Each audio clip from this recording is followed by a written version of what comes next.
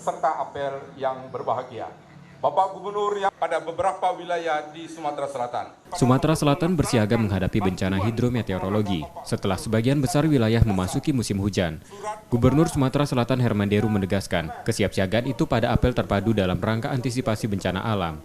Puncak musim hujan diperkirakan terjadi pada Desember 2020 hingga Maret 2021.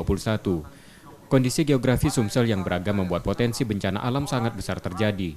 Di dataran tinggi bagian barat dan selatan Sumsel berpotensi banjir bandang dan longsor. Sementara bagian timur dan utara Sumsel yang didominasi dataran rendah berpotensi banjir dan angin puting beliung. Herman Deru menegaskan agar semua pihak bersiap secara personil maupun sarana dan prasarana. Penanganan bencana alam tidak boleh terlambat.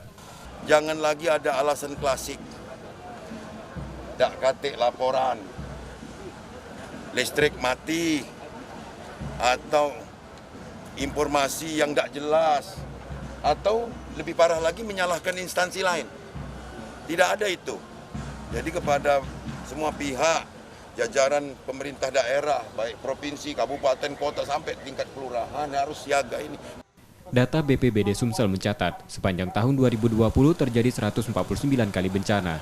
Dari jumlah tersebut, 66 kejadian merupakan bencana hidrometeorologi, seperti banjir, puting beliung, dan tanah longsor. Bencana tersebut merendam ribuan rumah, ribuan hektar kebun dan sawah, serta memutus jalan. Rizky Nurmizan, Kompas TV, Palembang.